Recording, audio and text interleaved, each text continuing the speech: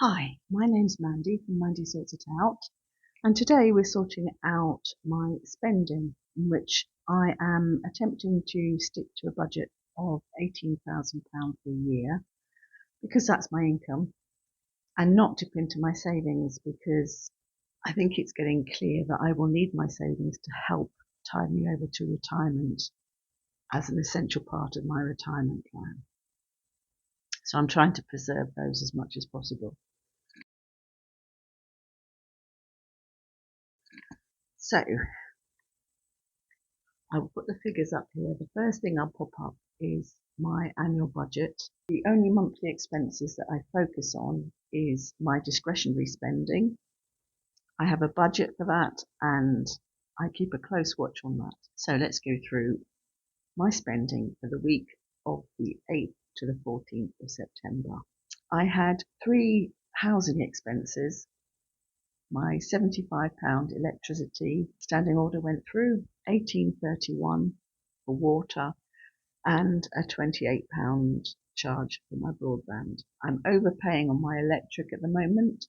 They contacted me this week and told me that my standing order would be reduced. And I went straight back on the app and put back my standing order to £75 a month because the heating I've got is very, very old electric storage heaters that are phenomenally expensive.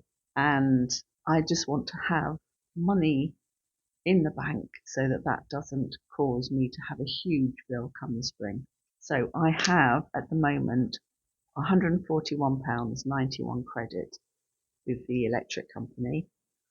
And I think that sum's going to be necessary for the really cold months. When I moved into that flat in February, it was absolutely diabolically cold. And even with the storage heaters on full blast, it wasn't that warm. So I'm a bit worried about this winter, but I've now got that money behind me and hopefully that will see me through the winter. Now looking at food, I did a shop at Tesco. Part of the shop was some toiletries and cleaning, which I had a separate budget for.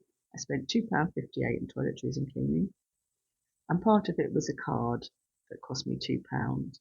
This is the Tesco shop I went through in my Tesco food haul video. The shop itself, the food, cost £25.87. I did a small shop at the Co-op after that for £1.62.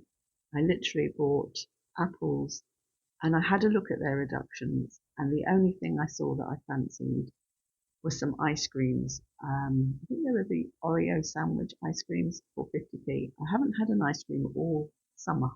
And I did a small shop at Aldi yesterday. That was for some beans. I couldn't find cannellini beans in Tesco, so I picked them up from Aldi. I also picked some chocolate up, something in because I know that when I'm staying with family, I crave chocolate, and some for the children when I pick them up from school.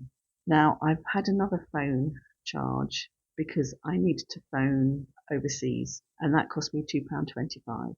And I don't have any budget for overseas calls, but I do occasionally make them, and they just result in an overspend on that budget. Oh, and I filled the car up, and that cost me £31.02. Now this week I also had income of £1.50 on the vintage sale.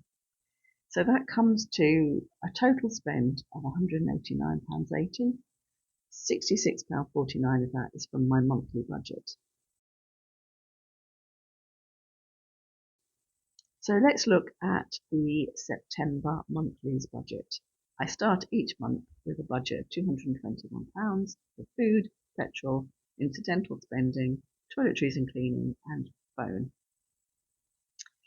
And this week I spent £66.49 of that budget, but for September as a whole I've spent £104.78, and I have £116.22 remaining. There is an overspend on my phone budget, which will increase. I haven't actually paid my monthly fee, which comes out at the end of the month, so that will be a £7.25 overspend eventually. And petrol, at the moment, I've got £3.98 in hand. I will fill up tomorrow before I drive back home to Leicestershire. I will have an overspend on petrol by the end of the month, but I'm hoping that I will still come in under the £221 budget. That's my goal for September. For September, my total income is £1,502.49.